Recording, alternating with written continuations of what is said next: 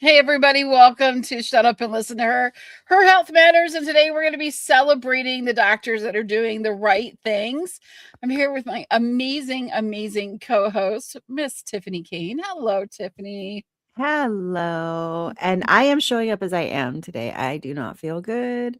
So this is me. We had to push back 15 minutes because I sent Bria a text and was like, I'm just not functioning this morning. I'm coming. I'm just slow. And she's like, okay, we'll start a little later. Yeah, we So can for start those of late. you watching us live, sorry for the late start. It's my fault. No, and here's the thing. It's a podcast and we can do it any way we want to do it. And Mhm, that's my favorite part about podcasting. I work with a lot of podcasters now and I'm like, there are no rules. Like, so mhm, you can make them up as you go. And I work with all kinds of different podcasters and it's a great way. And I also heard something that when we learn about each other, when we hear from each other, when we hear stories and things that people have shared, we get more empathy for people. And mhm, I think it's so important. The more time you spend getting to know someone, the more empathy you have for them. And so we're hoping maybe some doctors will even take a listen. Today, we want to shout you guys out. We want to celebrate you. Literally just listening to us and doing your job. That's what we're at. But there are some amazing doctors, and mhm, it's a completely different experience when you find that doctor that will, stop and listen to what you have to say. I mean, mhm, we spent a lot of time talking about what's wrong in healthcare. Today we were talking about what happens when it goes right. What do mhm. we do? How are we dealing with that? Because we're both in, like you said, today's a rough morning for you. I had a rough morning this morning as well. I don't know if it was something I ate this morning or I was just white as a ghost. I went to a meeting. I was white as a ghost. They're like, please just go back to bed or something. Take care of yourself. You do not look well. And we're still in this journey. We haven't Mhm. and it's not even like there is, I don't think there's a finish line to this. There's I not. think there isn't. That we're trying to make each day a little better than the last and get to the best health that we can get to. And I think that's what Mhm. everybody's trying to do. Yep. But I got some news that I wanted to share. Um, I had my 6-week checkup this week from Mhm.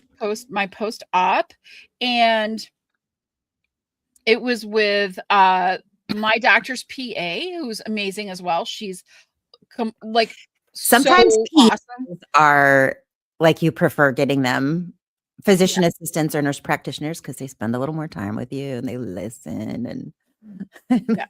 yeah. They do. She was a lot of fun, and I like both of them. I actually wanted to my doctor was busy with my regular doctor was busy with patients, but I really wanted because I talked to the so here's first thing, one thing I noticed. A really amazing doctor attracts really amazing staff, Yes. and I'm about to sneeze, I think. No, maybe not. I'm gonna look up at the sky, and hopefully I don't. Um, so the nurse that she has, I adore and love talking to. And we spent way too much just having a gab session before after she took vitals and stuff. We were just chatting away. She's like, oh my gosh, I have to go. They're going to start yelling at me like, where am I? We got gabbing. And then the PA came in to do the exam and to look through everything, make sure everything was okay. And she told me some really interesting things about my results. So, Oh. which was extremely angering to me as well as Mhm. I was thankful. So one of the What'd things she tell you? What'd she tell you? I'm so interested. one of the things that we advocate on this program is how you have to advocate for yourself, or you need a partner or somebody go with you to advocate for you, Mhm. because something is wrong.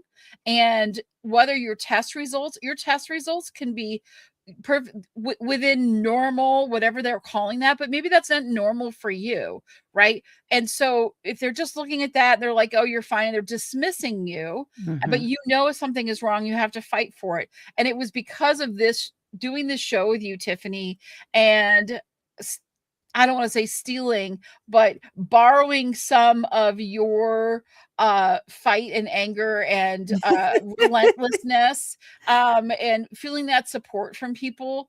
It gave me the strength to say, dang it, you are not right. There is something wrong. I'm going to stick around. I'm going to find out what's going on. And I'm going to push these doctors to find something because I know something is wrong. So let's go to the results. So I had a full hysterectomy. They found a very large fibroid tumor. It was non-cancerous. It was precancerous. Here is the thing that I discovered on Wednesday. So my cervix had, I don't remember the word that she used. Dysplasia, I believe was what she said it was called. And I had heard the doctor say that before, but I guess I'd never asked for like Mhm. a definition of like what exactly does that mean? And she said, you had a very angry cervix which was very precancerous. Wow. So it's really good that we removed it. And I'm thinking to myself, I wasn't angry with her because she's just like, you know, Right. we were talking about like, so what that means for you is even though you have had all this stuff removed, you still have to come in and have a pap smear done. You're going to get one in 6 months, then you're going to get one in a year. And if that comes back great, if everything's fine, you're going to have one every 3 years for the next 25 years. Wow. So I said, so when I'm 85, you're going to be giving me a pap smear again. She's like, yep. And I said, well, I'm going to bring the champagne and we're going to pop the bottles because I will be really happy that I'm 85 and still getting a pap smear. That means I'm still kicking. I'm still Mhm. doing okay and everything looks great. Right. And I said, by 85, it could be a pretty expensive bottle of champagne. She's like, I am here for it. We're going to talk about this every single time you come in. We're going to make sure that we're looking forward to that 80 when you're 85 and you're doing this. Right. And so the anger part is, had I not pushed the doctors, had I not gone and said, there's something wrong, there's something wrong, there's something wrong, and just asked for every consult that I could possibly get, I would have had a really big issue Mhm. with that tumor could have turned into cancer. Now I could have had cervical cancer Yeah. very easily because I was Yeah. very close to that. It was all contained. Everything was great. I was so lucky that Yeah. I put pushing. And so Yeah. that's why I think it's so important to push until you find that doctor that hears you, that listens to you, that supports you. Like they probably saved my life Yeah. because I refused to let them just tell me you're just fat and you need to go see a nutritionist. I mean, can you imagine if something had really come up from that? And so I also have now a very high chance of getting vaginal cancer, Mm. which I didn't know was a thing, but it That is, is crazy. especially in my case. So it's still a Wow. very low percentage, which is why I have to do pap smears all the time, but it's insane that it just so really rejoicing in the fact that I have these amazing doctors and they're so much fun. We are laughing, she's listening, they listen, they ask me so many questions. They really care about the answers. Everything goes into my chart and like how I'm doing and what's going on so they can track everything. They can stay on top of everything and give me the best quality care that I deserve. And also that I had the lack thereof for so long Yeah. is mind blowing to Mind me. blowing. It makes you like it's that complete juxtaposition, right? Of it's so amazing to me how it doesn't take much to make you feel cared for and listened to. It really doesn't take much. It takes, Yeah. wow, that sounds really hard. Let's try to figure this out together. Mhm. That's all it takes. That's all it takes. Like that probably took me a half a second to say. Yeah. It takes less time to say, wow, that's really hard. Let's try to figure this out together than, oh, it's your anxiety. Oh, you're overweight. Oh, it's you, it's you, it's you, it's you, it's you. And that takes more time because the patient now is like coming back and coming back and coming back and going, but something is wrong and everybody's getting frustrated. And so everything takes more time and energy instead of just, wow, I hear you. Mhm. It's obvious you don't feel good. Let's try to figure this out. Let's do it. Exactly. Let's go. Just And curious and ask me questions, yeah. and I don't wanna I don't like it's they can be so dismissive, Mhm. and I really want, I need them to we need to be a partner in this. Yep. And when you find that doctor that's willing to be a partner in your health, It's incredible. it is really, really incredible because good things start to happen. Mhm. Right, we move forward, and I'm not leaps and bounds better. I'm not, this is like, it wasn't a miracle operation and now I'm running around and the water's just falling off of me. No, it's I wish 7 pounds so far. I'm pleased with that. I'll take that. But everyone's like, oh, mindset and all these different things. When you're heard and you're believed and you're helped, your mindset does shift. And there is that Mhm. power of positive thinking. I truly believe that. You need to get things fixed. You need to know what it is that's going on. And then you can add that positive thinking into it, which you dare not had hoped for before, Yes. right? Because when you're not getting any of the care, how do you have How do you have a positive you don't have anything to relieve the stress and anxiety? Good Lord, I don't have anything. I don't even know what's wrong with me. Like, It's what am I supposed what am I gonna do with that? Like, how do I fix that? So, it's all of these, like, wellness things, like, have you tried yoga? Have you tried the screen juice? Have you done gratitude journaling? Have you done this? Have you done tapping? Like, there is nothing inherently wrong with any of those things. However, when you have so many big things wrong with you and those become the quote unquote solutions, that they're not. Do they enhance once you start feeling a little bit better? Do they enhance and help relieve some stress, relieve some pressure, bring bring help on your recovering journey? Sure, absolutely. But they're not going to cure us. They're not going to make us better. And when you're getting zero help and zero belief and you feel like, my care team doesn't care about me and I'm begging for help. I'm literally dying here and begging for help and nobody is willing to help. Green juice ain't going to cut it. Little yoga session ain't going to cut it, right? nope. So, that's the difference. But then when you get hope, when you get somebody saying, "Okay, what you're going through is real and this is difficult and this is hard and here's the steps we're going to take.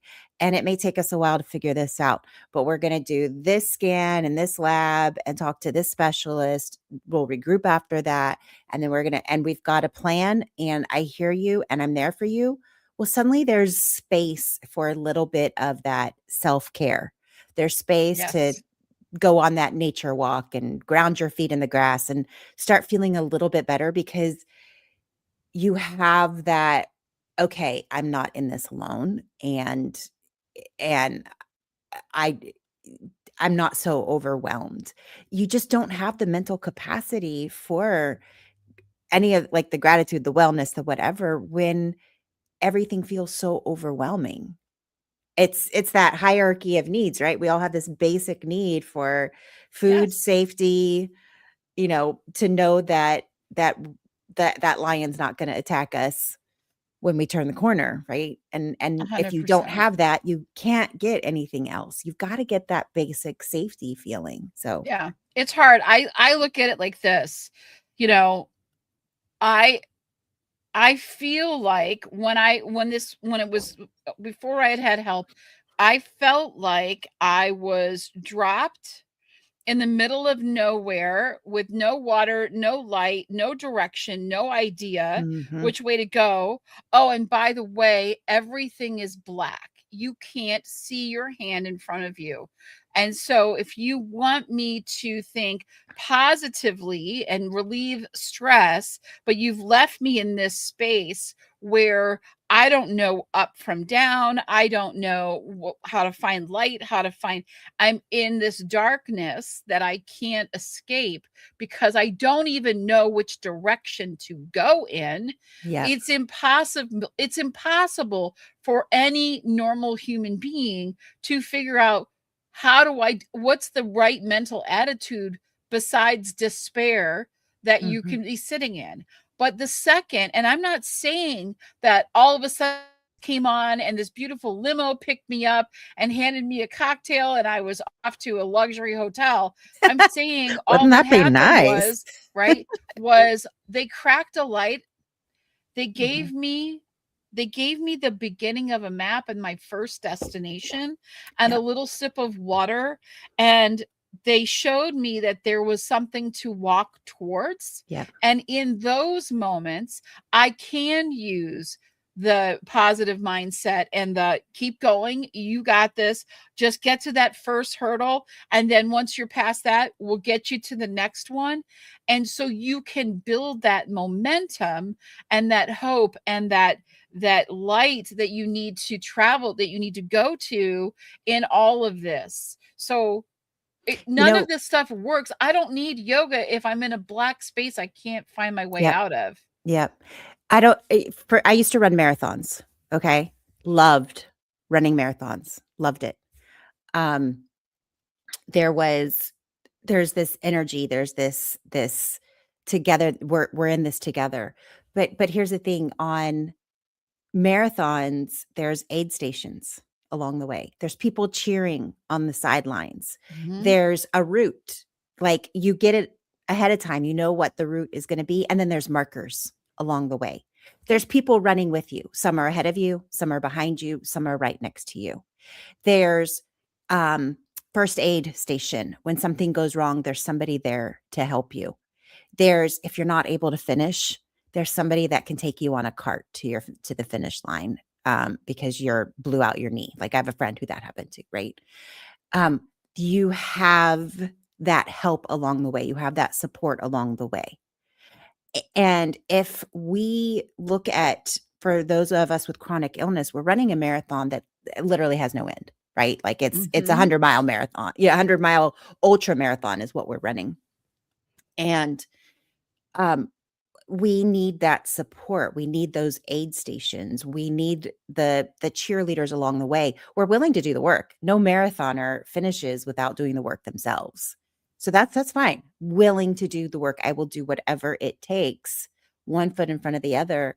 But it really is nice having those aid stations and give you water when your own water runs out. Like, I take my own water, I take my own snacks. I have a messy belly, so I don't eat most of what's on the track.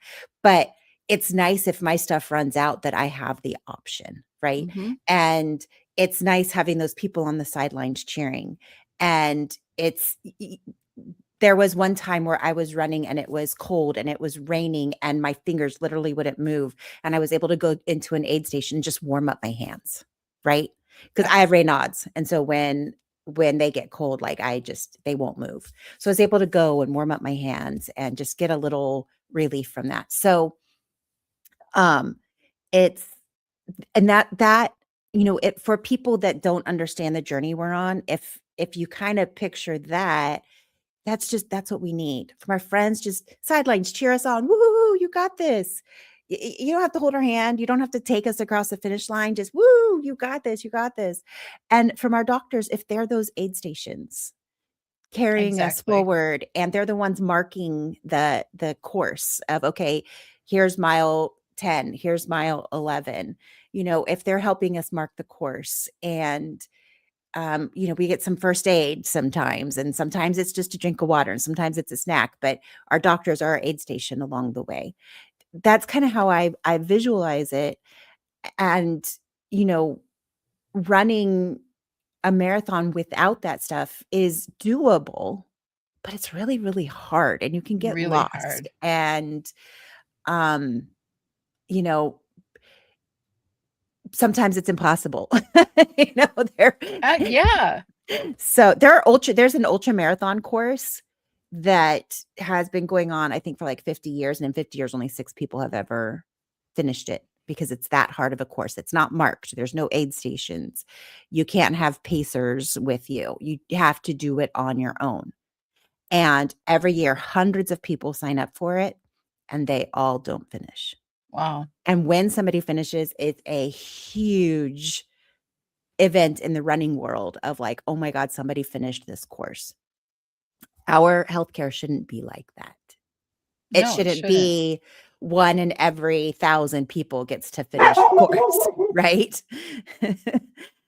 So, My dogs agree, of course. No, I think it is. And I think there's that, you know, when you get doctors who can, they start treating the symptoms, they discover and they start treating, and they put us on a plan, and that is our course. We get that course, right? We know where we're going. There's markers on the way, there's doctor appointments and check-ins, and you know, I go back in 6 months, I was in there 2 weeks, and I'm in it 6 weeks, and I have other appointments coming up, and there's there, you know, I know that that's the course of this marathon now that's being laid out in front of me as we go through this, right? And it's the validation, it's the safety of knowing that, you know, there's doctors that have your back and know where to guide you and know when to offer you that glass of water and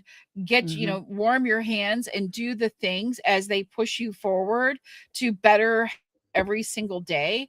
And not only do you start to have that, but your entire nervous system, your whole body feels that. We feel that there is this, there's a feeling just when I go into the doctor's office, when I sit down with these doctors, that like they're listening to me and they're there to help me and they care. It's a whole different, I come in, I have a different demeanor when I'm in there. I'm actually a nice person and fun to be on, and not a sobbing, broken down, angry mess that no Yeah. one will help me, begging, you know, sobbing like somebody had died in my family, sobbing so hard, to please help me, to going in and laughing and smiling and feeling the care and the warmth of the people that see me maybe 20 minutes, 30 minutes, whatever it is, an hour, sometimes, just depends.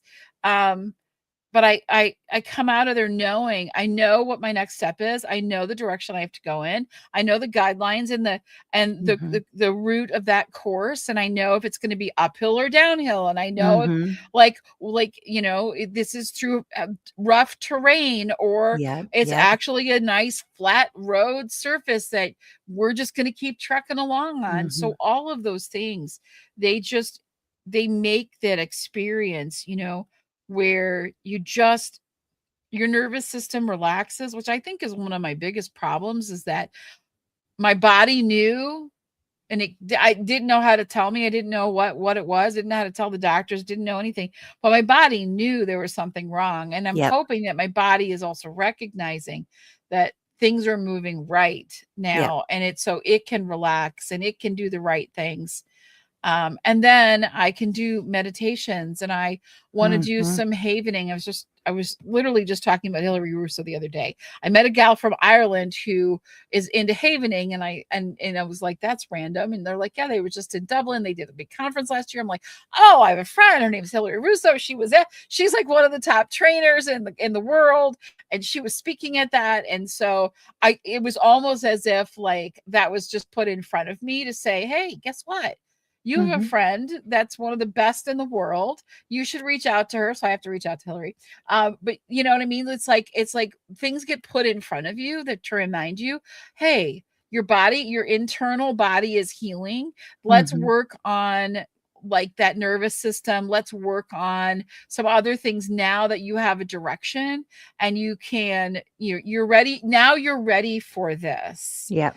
And so I try to keep my eyes open to when things just randomly get put in front of me. It's like, hello, universe is here talking. Just wanted to remind you that you have a friend that does that would probably really help you as you're moving forward and getting and feeling better, to really just maximize that good feeling. And, you know, like, Yeah, because exactly. it's been like 6 years since I felt good, you Yeah, know? I yeah. felt better after open heart surgery once I kind of healed all the way, but I was still struggling with stuff and I Mhm. still didn't have answers. And so Yep. I was still caught up in all of that. Do I have answers now? Not all of them, but I definitely have some of them. And so I think that's been really, really important because dismissal and those I don't want those days anymore. I really don't, Tiffany. I am so No. tired of in fact, I think if I get another dismissive doctor, I will snap. Oh, So, for sure. For sure. It's like, I don't have time for you. I yeah. don't have time for you. The problem is, just gonna tiny little rant, and then I wanna share something positive. Um, the problem is for so many of us, especially in the United States with the healthcare system the way it is, um, you have to see a GP first, right? Like, Mhm. I've always had PPO, which means I can go to the doctor when I want, because I had excellent healthcare when I was a teacher. Well, now that I'm on my own health insurance, I don't have those options anymore. So I'm an HMO, and that means I have to see a primary care provider, a general practitioner first, and they have to refer me out. Well, I started new insurance at the beginning of the year, and the first appointment I could get was April 20th. It had been April 28th, and I got searching around for a new provider and found one that could do April 20th. Right? Like, it's like, okay, so I have waited 4 months to see this doctor. I'm putting a lot of hopes on this.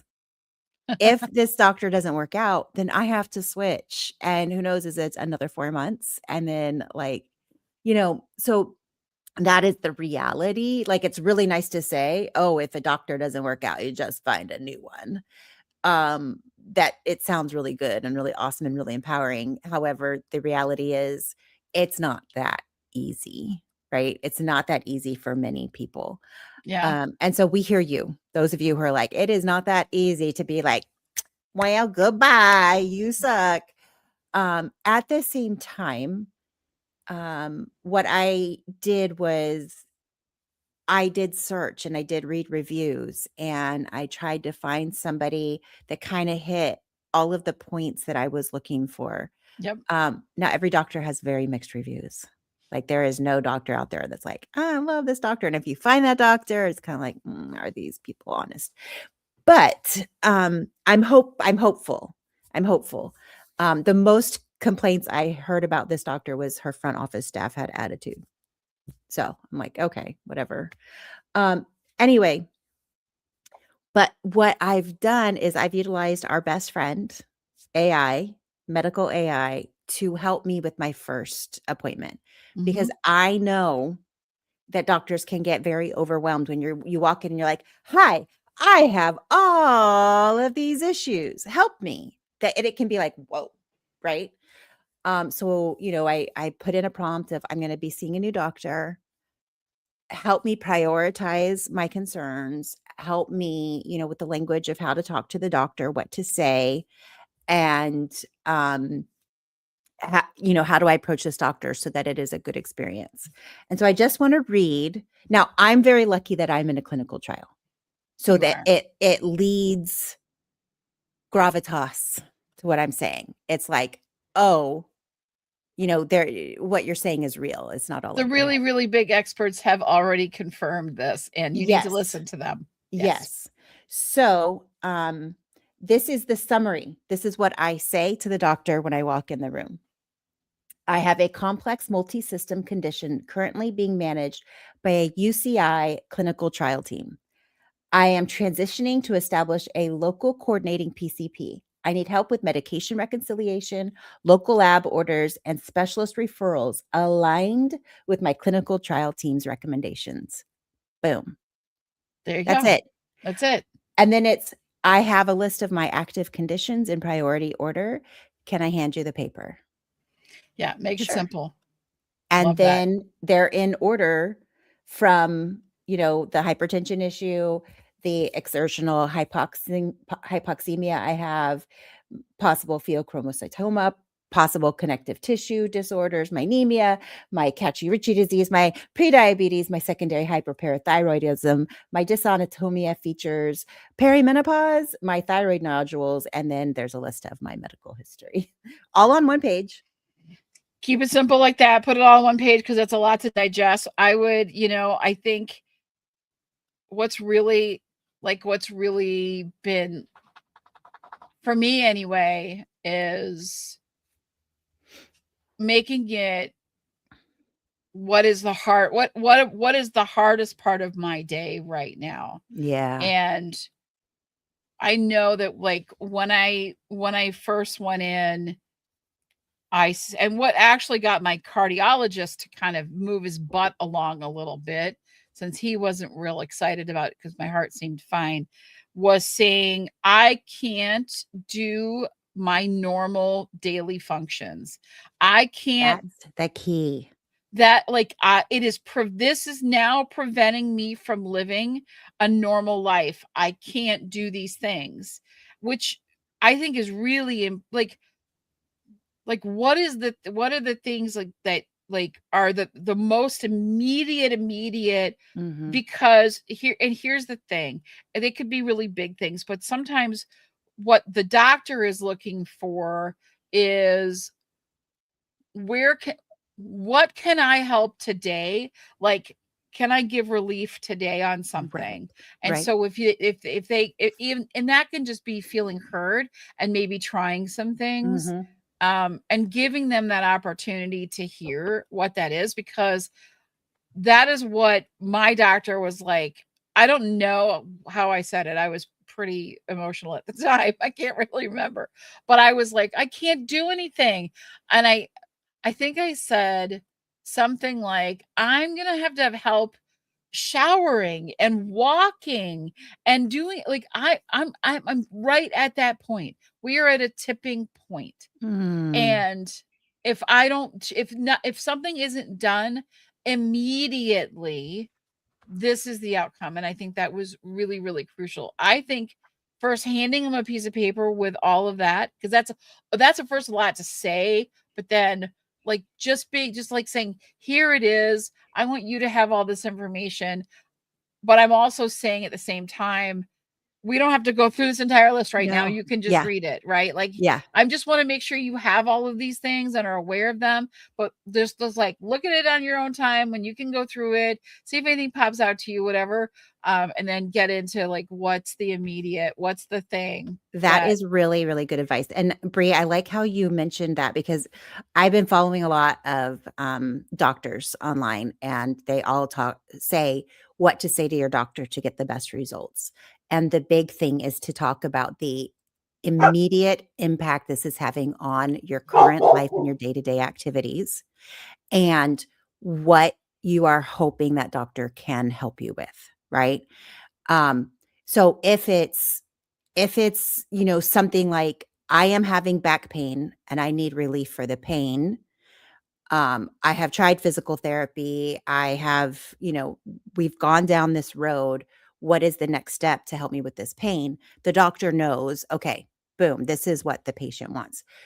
Unfortunately, for patients with chronic illness that often have multi-system issues, it can be a little bit hard for us to know where to start, right? yeah, Like, I am not sure. Like, I feel like I'm getting hit from every angle right now, and I'm not sure what the priority is. What right. I know is that I can't have such extreme fatigue. I am napping every day. I Hmm. know that I am having problems exercising, and I love to exercise, and exercise is good for my body, but I cannot exercise right now. And when I do exercise, I'm out for 3 days after, and that is just a mild walk going 20 minutes per mile. That's not overexerting. I know that I can't lift weights right now because when I do, the muscle pain becomes very overwhelming, and again, I can't function for days. So these are the things I know are affecting me immediately. I'm not sure where to start, doctor, but if there is a place to start to get relief so that I can start moving again, because I know movement is really important for everything. What can we do to help me get active again? Doctors love hearing that, right? They love hearing that you want to be active. They love hearing that you want to exercise. And you're giving them a goal, something to work towards. So that's the tack I'm learning. So this is the strategy that I am personally going to take. That's the conversation I'm going to have with my doctor of the thing that's concerning me the most right now is my exertional hypoxemia. Like, is it a combination of anemia? Am I having problems with oxygen moving through my system? Like, what is it? Why can't I exercise? Um, and so I'm hoping to get a cardiology and pulmonary specialty, recommendation. What is it? Referral. Um, and that's what I'm hoping for, right? And so then I'm going to talk to the doctor Yep. I will feel like this appointment is a success if I leave with a referral to a cardiologist and a pulmonologist. I will feel like, okay, you heard me Absolutely. and you heard what I need. And I'm going to let the doctor know I really need a partner in my care, and I need somebody who will help me make sense of the tests the different specialists are doing, because they pretty much just look at their little body system. I'm looking for a doctor that can see me as a whole person and help me understand what these specialists are seeing and figure out how it all fits together to prevent future damage and to preserve the functionality that I currently have in my body, and to try Yeah. to feel just a little bit better.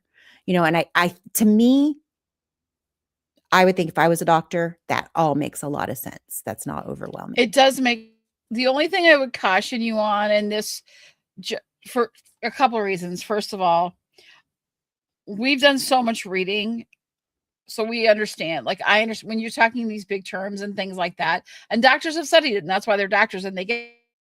But I always like to still bring it down to basics, because I also might get an answer with big terms that I don't know, because Yeah, I'm yeah, not yeah. like, if I like dysplasia, which I didn't even understand. I just thought that meant something was out of place, but it's not. So good to know. I didn't even know to ask more about it, because Mhm. I thought I understood it when I didn't understand it. So just be careful with that, so that you'll Yeah. be like, I want to exercise and I want to feel better, and I can't, because this is what's happening. And Mhm. so sometimes, like, just like laying your cards on the table and being just Yeah. so like upfront and honest about it, or I'm afraid my husband's gonna have to wipe my butt. You know what I mean? Like, or you Yeah. know what I mean? Yeah. Just be like raw and Mhm. vulnerable, and that makes it a little less kind of coming in with all the stuff. I know that it put me in a really vulnerable place. I did it with one doctor and he didn't seem to respond to it, but he still got me referrals, which got me to the doctor I needed to see. And I'm very vulnerable, and it did get rewarded with this doctor, the doctors like team I have now. So just be willing to That's be a good tip. vulnerable. That's a And very good tip. there are doctors that will see that, they will appreciate that, and they will see into your heart and know that you are really asking for help, and it draws them in, right? Mhm. And they want to be that person. Everyone wants to be a hero. Everyone wants to, Yeah. and so you're giving them That's that a good tip. opportunity, that even if it's like take an aspirin, it's they're helping. We do have to wrap things up, but I wanted to say there are so many great doctors. Mhm.